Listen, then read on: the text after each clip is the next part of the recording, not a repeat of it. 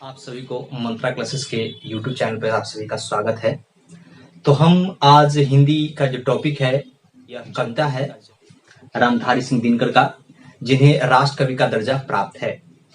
उनकी जो रचना है वह बहुत ही राष्ट्र के रूप में है, दर्ज करने के रूप में है, क्रांतिकारी के रूप में दर्ज है उनकी कविताएं।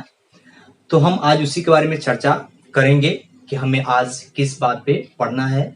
लड़कों लोग का डिमांड था कि सर आप हमें थोड़ा हिंदी के बारे में बता दीजिए, कुछ कविता के बारे में जो इम्पोर्टेंट है। तो शुरू करते हैं जनतंत्र के जन्म से।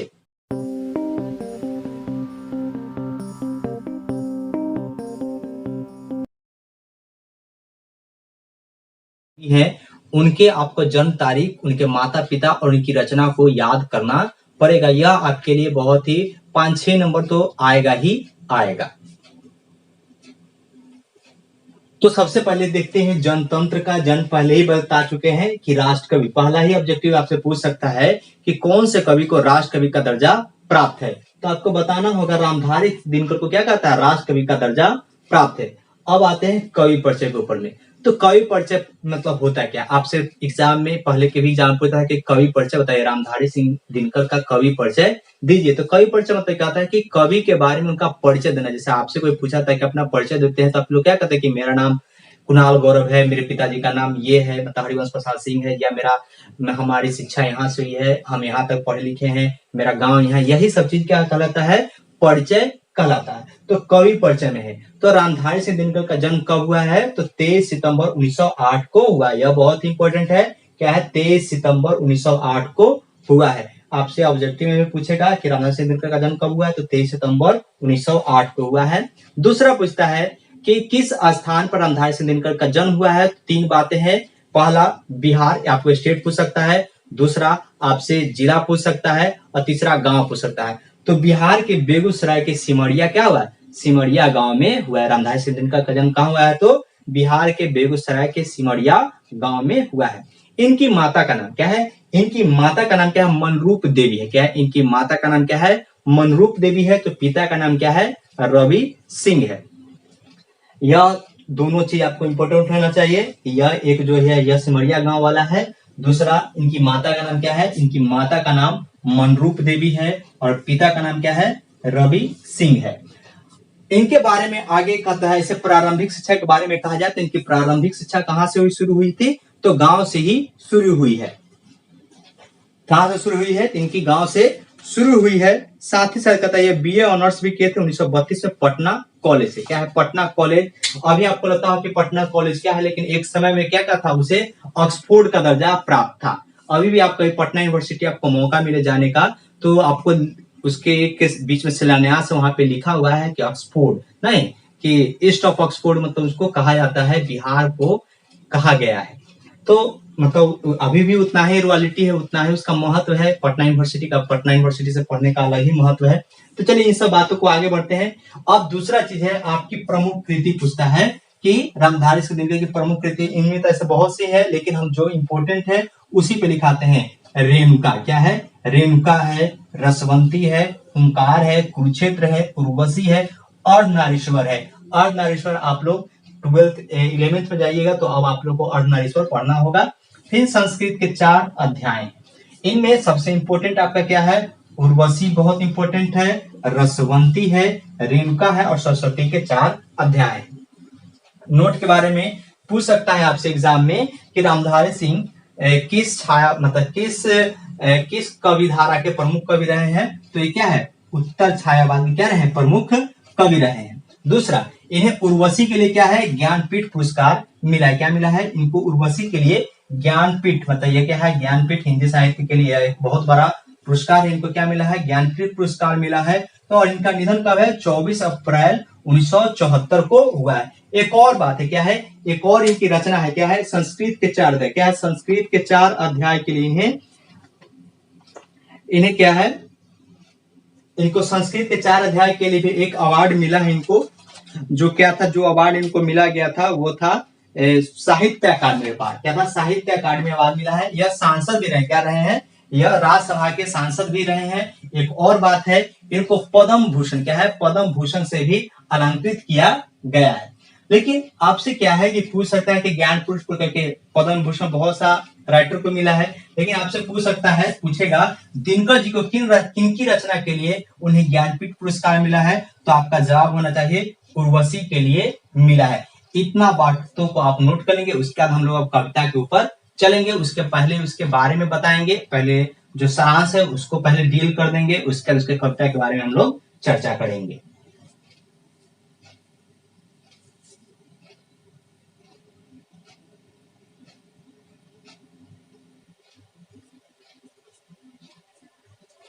तो जैसा कि हमने आपसे कहा था कि सबसे पहले कविता के शुरू होने से पहले हम इसके जो इसको क्या कहते हैं, उसको कविता का जो भावार्थ है उसके बारे में बात करते हैं। तो यह रामधारी सिंह दिनकर की एक प्रसिद्ध कविता है जनतंत्र का जन्म। यह कविता मतलब भारत जब पराधीन था, जब उसे स्वतंत्रता मिली उसके बाद के बारे में है। कवि कहते हैं कि भारत में क्या है, लोकतंत्र का बहाल हो रहा है। क्या है, आजादी के बाद पहली बार भारत में लोकतांत्रिक शासन स्थापित हो रहा है। उन्हें लगता है कि भारत की जो जनता है वो पहले से बहुत ज्यादा शोषित है, बहुत ज्यादा उनका शोषण किया गया है, उनको मौका नहीं मिला था, और उन सभी से क्या चीज छुटकारा मिलने वाला है, तो लोकतंत्र के माध्यम से उन्हें छुटकारा मिलने वाला है। कि आज का जो समय है, क्या है, आज का जो समय है वो लोकतांत्रिक समय है। लोग क्या होंगे, अपने को विकसित करेंगे, आत्मनिर्भर बनेंगे, अपने अभिलाषाओं के, अपनी इच्छाओं को क्या करेंगे, पूर्ति करेंगे। अब समय आ गया है, अब समय कहता है, जो आप देखते होंगे रात के घर घर नाच सुना सिंहासन खाली करो की जनता आती है, मतलब क्या है कि समय बदल चुका है। जो जनता है वह जाग चुकी है, वो परिस्थिति से क्या है, लड़ने के लिए तैयार हो चुकी है, और वो क्या करेगी, अपने देश में लोकतंत्र को क्या करेगी, स्थापित करेगी। मतलब साम्य बात को क्या करेगी, स्थापित करेगी। लोग अपने बातों को अपने ही से ही क्या करेगी, राज करेगी। जो उनपे कष्ट किया गया है, उनके ऊपर जो बेड़ियां लाई गई हैं, उन सभी को कौन तोड़ेगा, तो लोकतंत्र तोड़ेगा। क्योंकि लोकतंत्र क्या होता है, जनता का शासन होता है।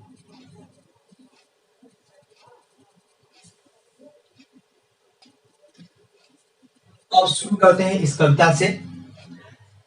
कहता है, सदियों की ठंडी बुझी राख सुख बुगा उठी। अब सदियों से क्या है कि जो भारतीय जनता थी या जो लोकतंत्र था वो क्या है, एक आग था जो बहुत दिनों से क्या है, राख के दबा हुआ था, और उसमें अब क्या होने लगी है, सुखबुगाहट होती है। मतलब क्या है कि जनता जो इत्यादि से शोषित हो रही थी, जो गुलाम थी, उनमें क्या हो गया, अब चिंगारी भड़क चुका है, और वो क्या होने वाले हैं, आजाद होने वाले हैं। मिट्टी सोने का ताज पहन इठलाती है। मिट्टी क्यों, क्योंकि जब देश में लोकतंत्र होगा तो वो क्या है, जनता के ही सर पे क्या बंधेगा, ताज बंधेगा। क्या बनेगा, जब लोकतांत्रिक देश होगा तो वहां की जो जनता होगी उन्हीं के सर पर क्या बनने वाला है, ताज बनने वाला है। ऐसा इसलिए कहा गया है क्योंकि लोकतंत्र में जनता ही क्या करती है, अपने शासन को चुनती है। दोहरा समय के रथ का घर घर नाद सुनो, सिंहासन खाली करो की जनता आती है। समय क्या था, समय बदल चुका है। क्या है, पहले जो राजशाही था, फिर गुलामी का दौर आया, अब समय क्या है, बदल चुका है। समय बदल चुका है क्योंकि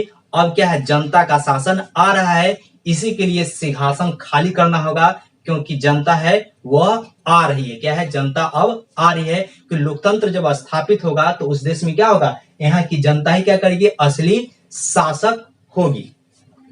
हमें उम्मीद है कि पहला पंक्ति को फिर से बताते हैं। सदियों से ठंडी बुझी राख क्या है, सुख बुगा उठी। मतलब क्या है, लोकतंत्र में क्या है, जो लोकतंत्र है वह इतना दिनों से दबा बुझा था। मतलब जनता जिनका शोषण किया गया था वह क्या हो गई है, अब उनमें एक जोश और एक उम्मीद जग उठा है, क्योंकि देश क्या हो चुका है, स्वतंत्र हो चुका है।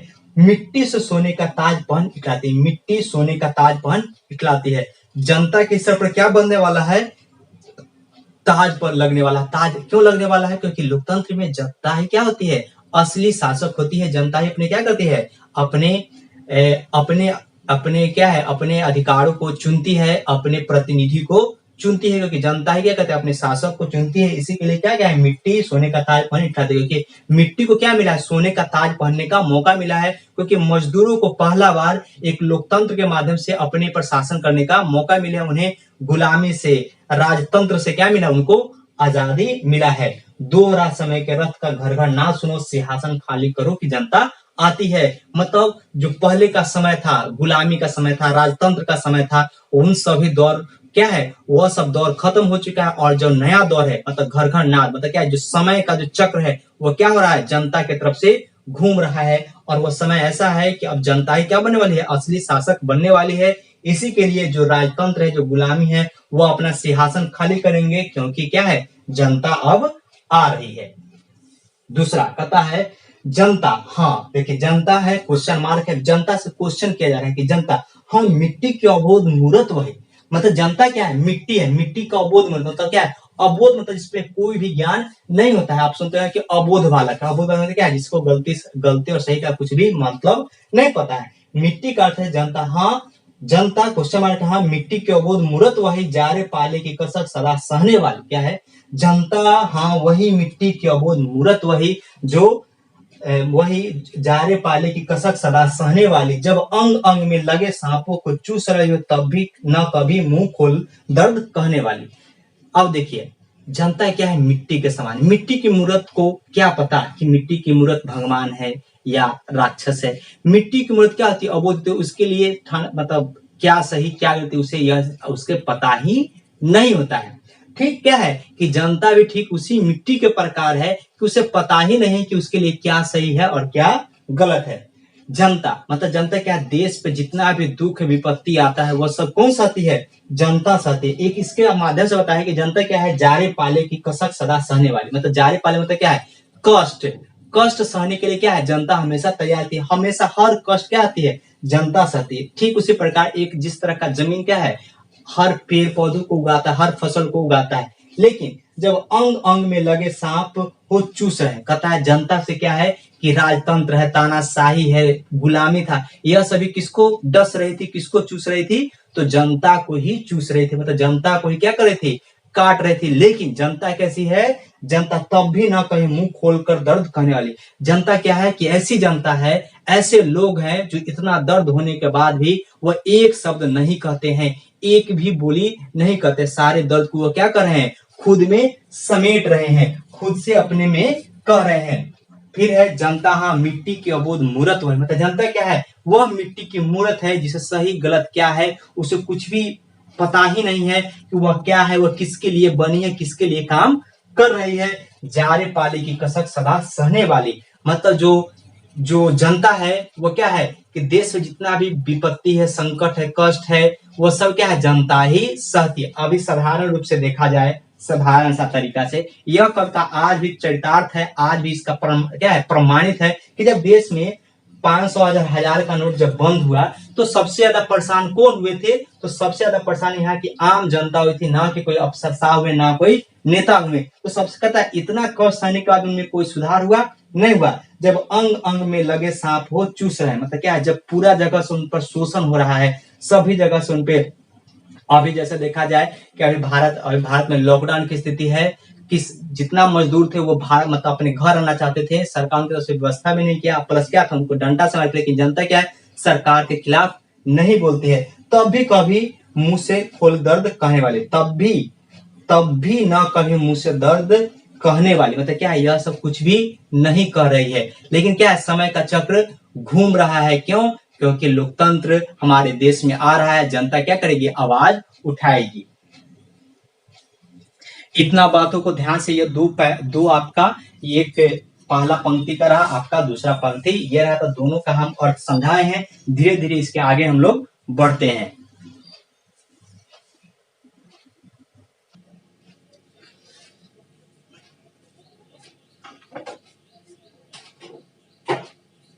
देखिएगा थोड़ा सा आपका थोड़ा सा उल्टा हो गया है। पहले आपका यह पंक्ति है, क्या है, पहले आपका ये पंक्ति है, ठीक है, उसके बाद इस पे आएंगे, ठीक है, पहले आपका ये है। तो कहता है, आगे बढ़ते हैं, लास्ट में हम लोग पढ़े थे, क्यों ना मुंह खोलकर दर्द करती है। आगे कहता है जनता, हाँ लंबी बड़ी जीभ की वह कसम, जनता सचमुच ही बड़ी वेदन सहती है। सो ठीक, मगर आखिर इस पर जनमत क्यों है, यह प्रश्न है गुड, जनता इस पर क्या कहती है। आप देखिएगा देश में जब भी कोई बड़ा वादा होता है, कसम होता है, तो वो कोई नेता नहीं खाता है, वो जनता को खिलाया जाता है। क्या होता है, जनता को खिलाया जाता है। उन्हें लंबी लंबी कस्में खिलाया जाता है कि आत्मनिर्भर बनिए, देश के लिए हम लोग काम करने वाले। लेकिन ऐसा होता है? नहीं होता है। जब राजा भी जब जब हमारा देश गुलाम था या हमारा देश में जब राजतंत्र रहा होगा, तो भी जो गुलाम थे वो क्या कहते हैं? कहते हैं कि नहीं, जो भी हम काम कर रहे हैं वो देश के लिए कर। उन्हें लंबी लंबी कस्में खिलाई जाती हैं। युद्ध लड़ने पर भी क्या है? कस्में खिलाई जाती है। लेकिन उन सबको कौन भोगता है? तो जनता भोगती है। जनता सचमुच ही बड़ी बेदन सहती है। कष्ट कसम खिलाने के बाद भी क्या होता है? उनको कष्ट ही सहना पड़ता है। जनता को क्या होता है? कष्ट ही सहना पड़ता है। उन्हें बड़ा ही वेदन, वेदन मतलब क्या होता है? दर्द होता है। वेदन मतलब क्या होता है? दर्द होता है। और मतलब उसे खिलाया जाता है। सो ठीक, मगर आखिर इस पर जनमत क्यों है? लेकिन लेखक क्या है, जो कवि हैं, रामधारी सिंह दिनकर हैं, उन्हें यह बात अभी तक समझ में नहीं आई है कि इतना कष्ट, इतना चीज सहने के बाद भी जनता इस पर जनमत क्यों होती है? तो जनता इस पर जनमत क्यों होती है? क्योंकि उनके पास अपना अधिकार नहीं होता है, उनके पास अपनी शक्ति नहीं होती है।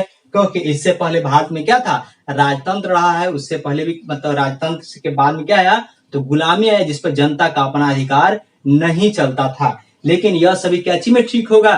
तो लोकतंत्र में ठीक होगा, क्योंकि जनता ही क्या करेगी? असली शासक होगी। यह प्रश्न है गुड़िया, क्या प्रश्न है? बड़ा ही रहस्यमय है कि जनता इस पर हमेशा सहमत क्यों हो जाती है? जनता इस पर क्या कहती है? क्योंकि जनता को कहने के लिए इस पर कुछ भी नहीं होता है। क्योंकि राजतंत्र में राजा का ही फैसला क्या होता था? सर्वोपरि होता था। और साथ ही साथ जब हमारा देश गुलाम था, तो गुलाम भी, जब आप गुलाम ही होंगे तो आपकी इच्छा क्या होगी? आपकी शक्ति क्या होगी? अगर आप एक जानवर को रस्सी से बांध लीजिए और उसको आपको बाहर जाए तो जानवर कर ही क्या सकता है? लेकिन जब लोकतंत्र आएगा तो जनता क्या करेगी? इन सभी को तोड़ेगी। वो क्या कहेगी कि सिंहासन खाली करो, जनता आती है। क्योंकि लोकतंत्र में क्या होगी?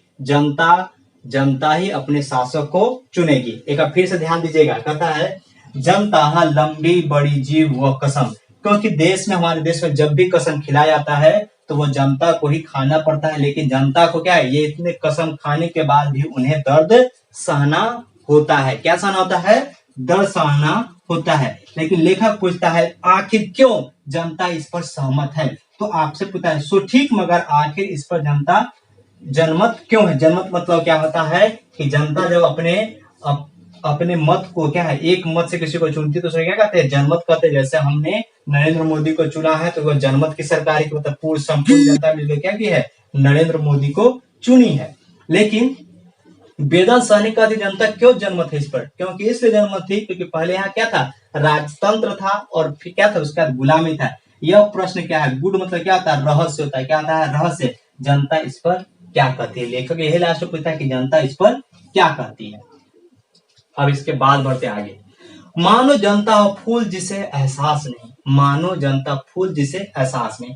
फूल को क्या एहसास है? कोई गमला में कोई फूल खिलता है तो उसके क्या एहसास है कि उसको कोई क्या भगवान पे चढ़ाया जाएगा, क्या कोई मुर्दा पे चढ़ाया जाएगा, या कोई प्रेमी अपनी प्रेमिका को उसको मतलब प्यार का इजहार करने के लिए देगा? इस फूल को क्या एहसास है? ठीक वही जनता भी क्या है? एक फूल के साथ उसको अपने बारे में थोड़ा सा भी एहसास नहीं है कि उसके साथ क्या होगा। मानो जनता फूल जिसे एहसास नहीं, जब से चाहो तभी उतारा सजा लो दोनों में। मतलब क्या है कि जनता को एहसास ही नहीं है, उसके अपने बारे में जानता ही नहीं है। जब चाहो तभी उतार सजा लो दोनों में। दोनों मतलब क्या है? चाहे वो राजतंत्र हो या गुलामी हो, या मतलब दोनों में क्या था कि जो भी लगा उनको उतारे और अपने में सजा ली। क्योंकि दोनों ही चीज किन पे शासन किए थे? तो आम जनता पे किए थे। अथवा कोई दूध मुही जिसे बहलाने के जंतर मंतर सीमित हो चार खिलौना में। जनता क्या है? दूध मुही। मतलब दूध मुही बच्ची मतलब क्या होता है कि वो बच्चा जो क्या सिर्फ और सिर्फ दूध पर क्या होता है? जिंदा रहता है। वैसा बच्चा जब रोता है तो उसे क्या कहता है? उनको चार खिलौना दे दिया जाता है तो वो क्या होती है? चुप हो जाते हैं। और हमारा जब देश जब गुलाम था तो उनको क्या था? जंतर मंतर पे आंदोलन करने के लिए कह देता कि जाइए, आपको कोई दिक्कत है तो कहाँ चले जाइए? जंतर मंतर पर जाकर आंदोलन कर लीजिएगा। आप लोग को याद होगा अन्ना हजारे के बारे में, लोकपाल बिल का याद होगा, आपको केजरीवाल याद होंगे। तो यह दोनों कहाँ इनकी राजनीति कैरियर की कहाँ शुरुआत हुई थी? जंतर मंतर से शुरुआत हुई थी। कि पूरे भारत में क्या चाहते थे? लोकपाल बिल लाना चाहते, तो वो क्या करते? जंतर मंतर पर आंदोलन कर रहे थे। तो फिर से कहते हैं मानो जनता हो फूल जिसे एहसास नहीं। बताए हैं कि जनता क्या है, एक फूल के समान है, ठीक उसी फूल के समान है जिसको यह पता ही नहीं है कि वह किस लिए, वह क्या चीज कहते हैं, उसका जो बनमाली होगा, जो उसका देख रेख वाला होगा, वह किसको देगा, वह किसको चढ़ा देगा, वह क्या एक देवी देवता पे चढ़ाने वाले के हाथ बेच देगा, या कोई गाड़ी पे सजाने वाले के पास भेज देगा, या कोई महिला जो कान में अपना जूड़ा में लगाती है फूल उसको भेज देगा। ठीक उसी प्रकार होता है जनता क्या होती है, जब राजतंत्र और जब गुलामी था तो वो दोनों किसके काम आते थे, तो वो दोनों सजाने के काम आते, दोनों किनको, जनता को अपने सजाने के लिए काम करते थे।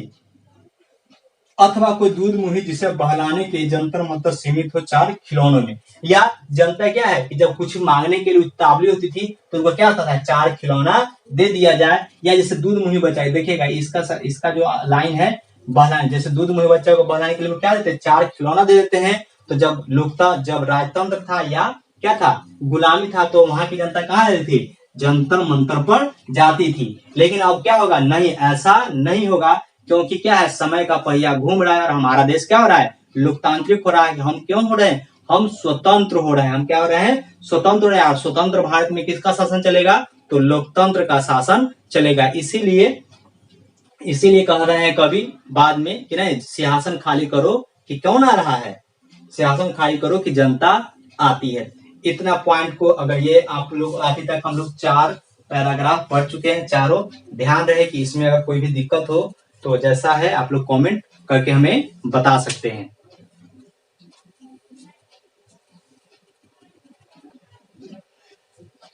आज के लिए हम इतना ही पे छोड़ते हैं, कल इसके बारे में थोड़ा बहुत आगे आपका कुछ बाकी है, कुछ पंक्ति बाकी है, तो उस पर हम लोग चर्चा करेंगे।